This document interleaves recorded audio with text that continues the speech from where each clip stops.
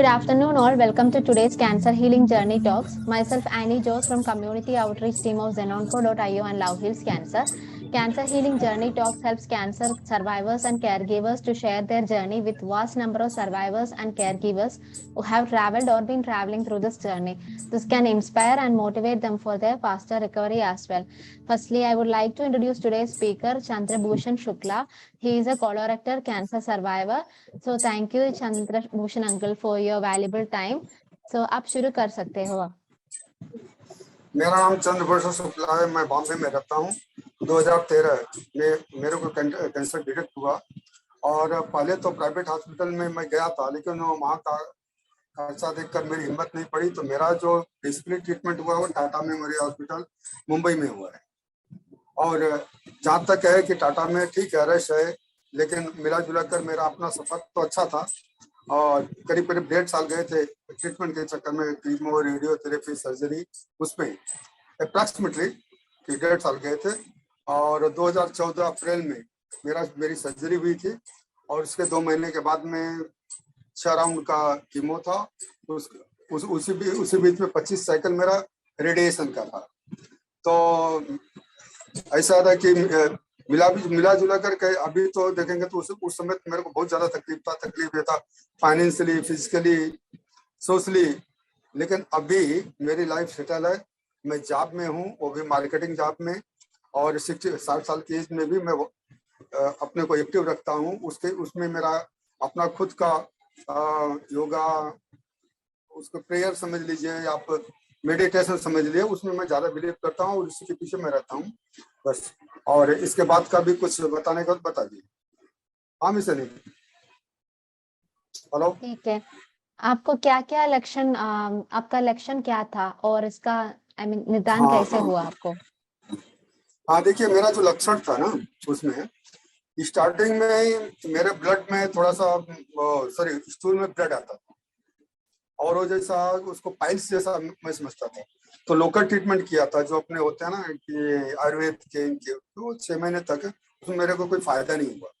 बाद में एक अच्छे डॉक्टर को दिखाया, वो MBBS डॉक्टर थे। तो उन्होंने बोला कि ठीक है, 1 हफ्ते की मैं दवा देता हूँ, अगर उसमें आपको रिलीफ होता है नहीं तो काम कीजिए, मैं अपने एक्सपीरियंस बोलता हूँ, किसी सर्जन को दिखाइए। तो उनके दवा से भी कोई फायदा नहीं हुआ, कोई ज्यादा फायदा नहीं हुआ। तो फिर उन्होंने एक सर्जन का नाम सजेस्ट किया था जो कांदीवली थे इधर मुंबई में, योगेश चंद्रा नाम है। उनके पास में गया तो बोले भाई क्या काम करो, मैं एक दूसरे डॉक्टर को रिफर करता, अमीश पटेल, करुणा हॉस्पिटल बोरीवली में। वहां गया, उन्होंने डिटेक्ट किया कि ऐसा मेरे को लगता है, लेकिन कंफर्म नहीं बोले कि वही है।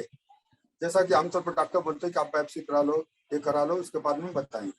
फिर उन्होंने सजेस्ट किया कि भाई ये तो प्राइवेट हॉस्पिटल है, खर्चे बहुत ज्यादा होंगे, आप जो है एक काम कीजिए, आप टाटा चले जाइए। तो स्टार्टिंग में तो मेरे को ऐसा पाइल्स जैसा ही लगता था, भूख कम लगना, वजन कम हो जाना और बोलेंगे तो वीकनेस आना, यही नॉर्मल लक्षण है, कोई बड़ा लक्षण नहीं था। हेलो, हाँ मिस अली। ओके, हाँ ओके सर, आपने क्या इलाज कराया आपका कैंसर के लिए? कैंसर के लिए तो जो लोकल ट्रीटमेंट था तो उसमें तो कोई ज्यादा फायदा नहीं हुआ था। फिर टाटा में जाने के बाद में टाटा से पहले मेरी सर्जरी हो गई थी, क्योंकि मैं जो अपना ESIC हॉस्पिटल था वहां मैं गया था। तो वहां उन्होंने सर्जरी तो कर दी, लेकिन वहां पर बाकी कोई फैसिलिटीज नहीं थी। बोलेंगे तो जैसे अपना कीमो का ये कोई सुविधा नहीं था, तो उन्होंने रिफर कर दिया टाटा की। जब टाटा में गया तो टाटा में कीमो हुआ और रेडिएशन हुआ, यानी बोलेंगे तो सर्जरी, रेडियो थेरेपी और कीमोथेरेपी, यही 3 मेरे जो डायग्नोस किए गए हैं। ठीक है, तो आपकी पहली प्रतिक्रिया क्या था जब आपको पता चला है कि आपको कैंसर है और आपके परिवार ने एक खबर कैसे लिया? I am shocked very. मैं उसको क्या बोलूँगा कि मेरे तो समझ में नहीं आ रहा था, क्योंकि मेरे फैमिली में कभी ऐसे कैंसर थे नहीं, मेरे आसपास भी ऐसे केस डिटेक्ट नहीं हुए थे। तो शॉक्ड बोलेंगे तो मेरे को कुछ समझ में नहीं आ रहा था, क्या करूं, कैसे करूं। इसी बीच में मेरी लड़की है, वो मैरिड है, उसका फोन आया। तो मैं उसको बता नहीं सकता था, लेकिन वो भाग गई, कुछ तो गड़बड़ है। फिर उसने बता दिया तो वो भी रोने लगी, मैं भी रोने लगा। लेकिन बोलते हैं कि क्या कि फिर धीरे धीरे सारी चीज फैमिली वालों को पता चल गया कि ठीक है भाई, दवा इलाज ट्रीटमेंट तो करना ही था। हाँ, ये है कि उस समय तक 2-3 दिन तक मेरा कुछ माइंड काम नहीं कर रहा था, मैं क्या करूं कैसे करूं, क्योंकि उसका ट्रीटमेंट इतना टिपिकल है, उसमें इतने ज्यादा खर्चे हैं, कुछ आइडिया नहीं था। फिर बाद में लगा नहीं भाई, मेरे जैसे बहुत सारे लोग आते जाते सब पता चल गया, क्योंकि टाटा में भी बहुत रश होता है, बहुत भीड़ रहती है। तो मिला जो कि मेरी जर्नी थी स्टार्टिंग में अप्रॉक्सीमेटली 2-2.5 महीने की, वो तो बहुत तकलीफ था, बहुत ही ज्यादा तकलीफ था। लेकिन धीरे धीरे हैबिट पड़ गई, नहीं अभी इसी के साथ जीना है। और देखो मेरा कैसा हो गया कि साइड में जो पीछे का स्टूल का रास्ता वो बंद करके साइड में हड्डियों वाली जगह पर स्टोमा बनाया गया है, वो टॉयलेट का जगह उधर कर दिया डॉक्टर ने।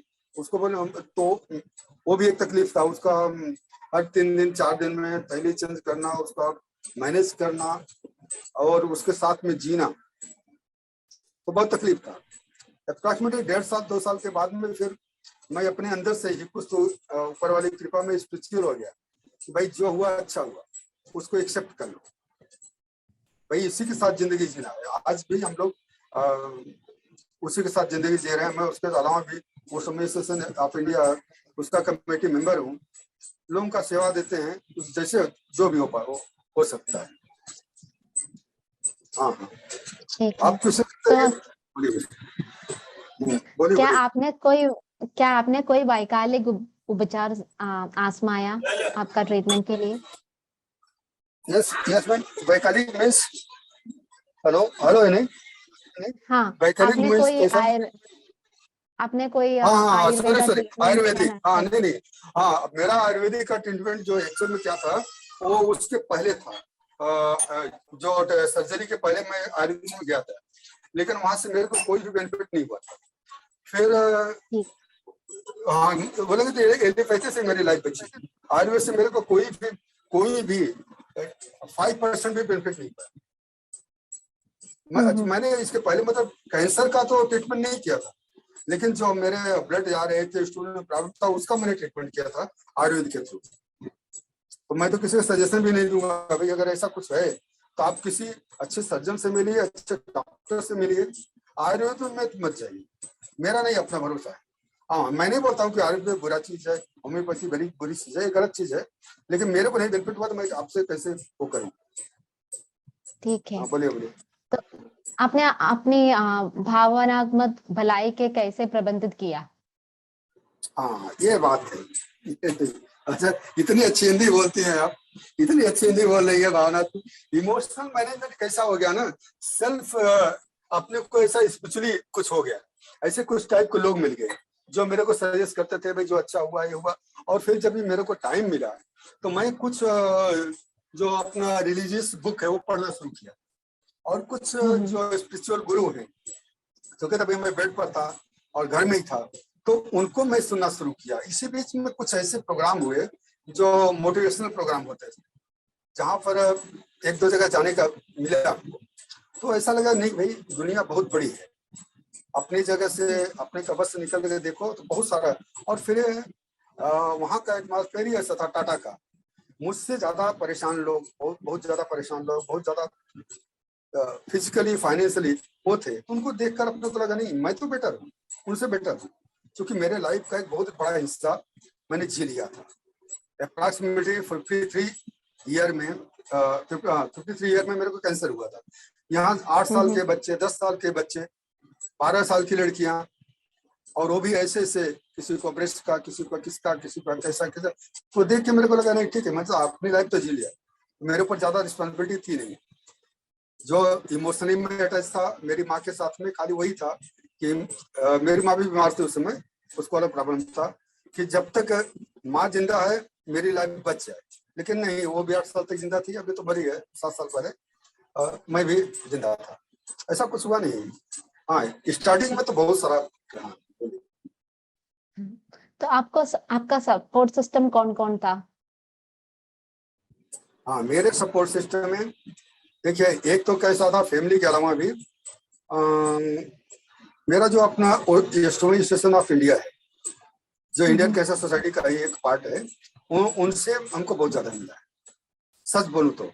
वो लोग क्या करते, मीटिंग ऑर्गेनाइज करते थे और लोगों को साथ में बिठा के उनका प्रॉब्लम सुनते थे, बहुत सारी बात बताते थे और फाइनेंशियली हेल्प भी करते थे। इतना ज्यादा तो नहीं, लेकिन करते थे।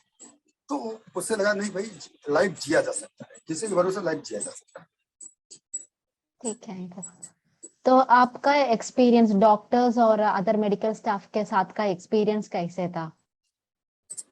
देखिए, अगर एज ए पेशेंट बोलूं तो गुड डॉक्टर के साथ अलावा गुड पेशेंट भी अच्छा होना है। यानी डॉक्टर तो अच्छे पढ़े लिखे हैं, इतने बड़े ऑर्गेनाइजेशन में काम कर रहे हैं, लेकिन उनके पास में वर्कलोड ज्यादा रहता है, कभी हो जाता है उनसे। तो मैं तो अपने को कोशिश कर रहा, डॉक्टर में कोई कमी नहीं, मैं अच्छा पेशेंट बनूं।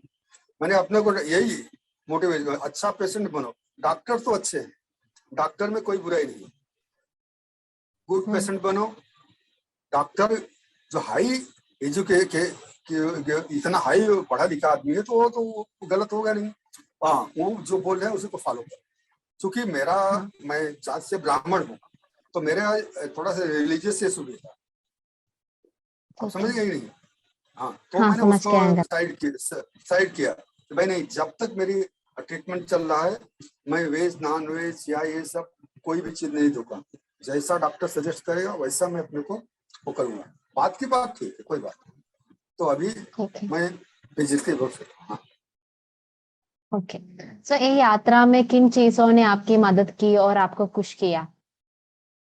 हाँ नहीं, देखो, फैमिली सपोर्ट हमको बहुत ज्यादा था, फैमिली सपोर्ट और फ्रेंडशिप का सपोर्ट, ये जो हमारे पास में बहुत ज्यादा था। यानी बोले सबके सब। और इसके अलावा मेरे अंदर का जो क्या बोलेंगे तो उसको कॉन्फिडेंस था कि मेरे को हमको जिंदा रहना है, जिंदा रहना है, वो भी सपोर्ट था। बिना फैमिली सपोर्ट के तो आप कुछ कर ही नहीं सकते, आप समझे कि नहीं? सच। अकेला पेशेंट आदमी हाँ। क्या कर सकता है? अभी मेरे दो भाई, राइट। मेरा लड़का, इन्होंने पूरी एनर्जी डाल दी, 1 साल तक पूरी एनर्जी डाल दी। और सबसे ज्यादा मेरा छोटा भाई है, सबसे छोटा भाई, वो दिन भर काम करता था और रात में पूरा मेरे साथ में रहता था। क्योंकि मेरा जो बाइक था ना, वो मेरे को एक्सपीरियंस ने उसको संभालना, ये करना वो करना, उसका अपना बिजनेस है। तो छोटे भाई ने बहुत ज्यादा वो किया, और लड़का तो भाई वाइफ को तो उसका तो बोला ही नहीं जा सकता, उनको करना ही था, उसका थैंक ज्यादा है। सच। ओके। कई बार आपको लगता होगा कि इस जर्नी तो बहुत ज्यादा है, लेकिन फिर भी आप हार नहीं मानता है। तो आपने कैसे कंटिन्यू किया है आपका मोटिवेशन वो जर्नी हराने के लिए? हाँ, ये बेसिकली क्या, मैंने देखो जो कुछ मोटिवेशनल प्रोग्राम देखे और बाद में मैं यूट्यूब पर भी देखता रहा कि बहुत सारे ऐसे लोग हैं जिनके पास कुछ भी नहीं है, तो कैसे सक्सेस हुए, क्या हुए, कैसे हुए, थोड़ा हिस्टोरिकल, थोड़ा टाइप प्रेजेंट, उनसे मेरे को बहुत सीखने को मिलता है। ऐसा बहुत सारे लोग हैं जिनके पास कुछ भी नहीं था तो भी बहुत बड़े लोग हैं।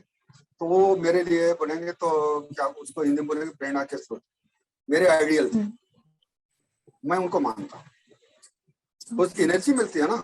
और ये थोड़ा सा कैसा हो कि मेडिटेशन से मेरे को कॉस्मिक एनर्जी भी मिली, ईश्वर जो ऊपर का ताकत होता है कि है कुछ। और फिर आप मेरे को फीलिंग है कुछ मैंने गलत किया था, हमारे ऐसा बोलेंगे तो कर्म गलत थे, जो ही बीमारी हुई।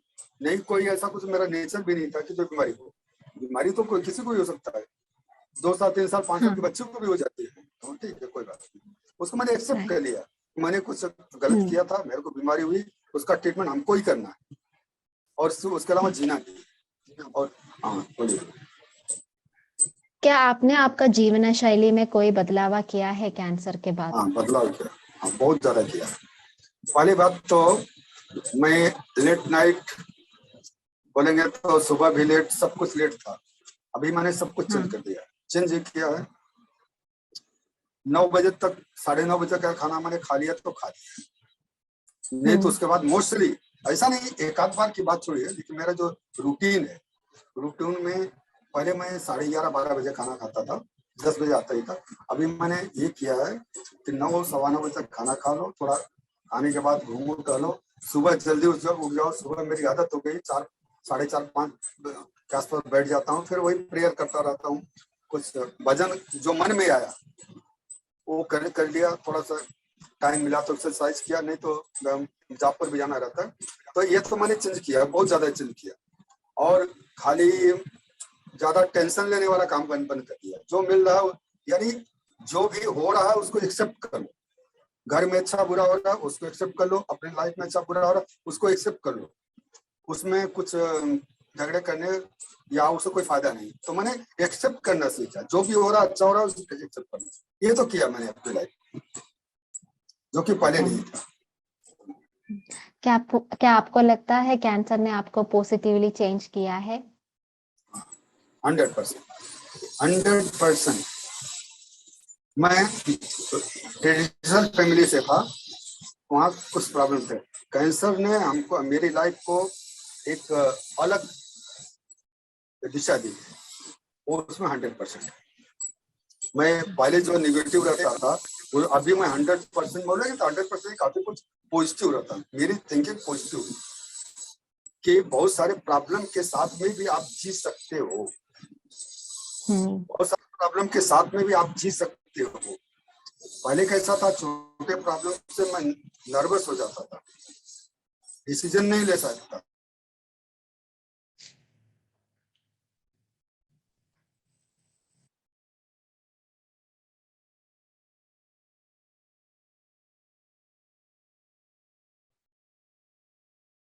चल नहीं पाता। एक कैंसर रोगियों और देखभाल करने वालों के लिए आपका क्या संदेश होगा? मैं तो बोलूंगा कि जितने भी कैंसर पेशेंट वाले उनको वही ऊपर वाला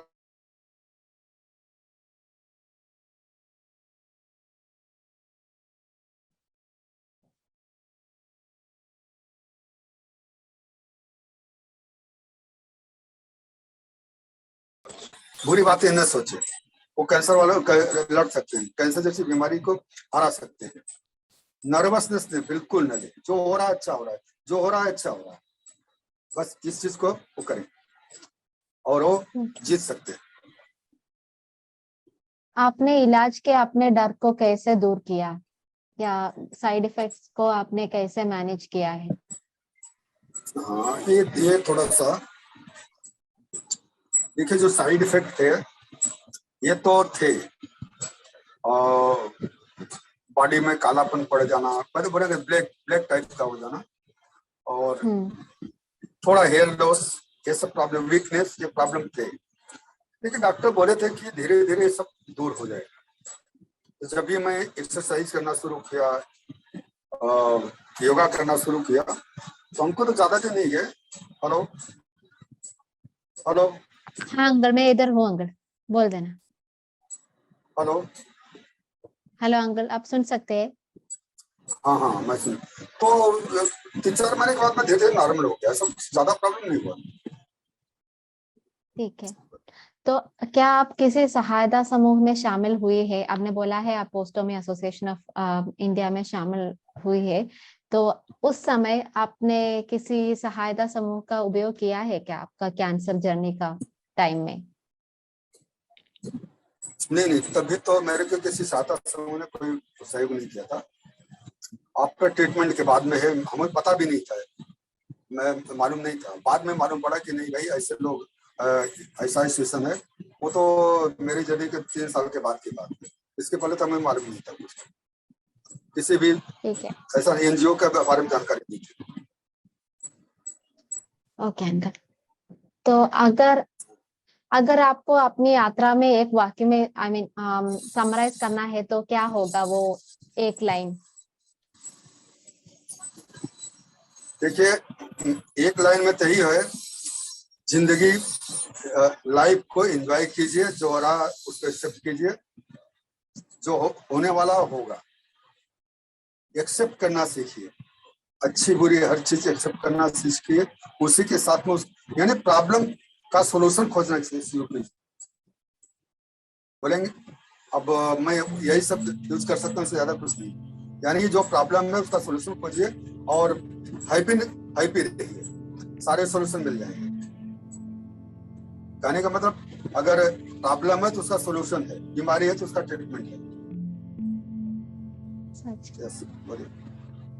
थैंक यू चंद्रभूषण अंकल, ये सेशन तो बहुत अच्छा था। तो आपको like I am pretty sure that the session will really motivate people out there who have traveled or been traveling through cancer.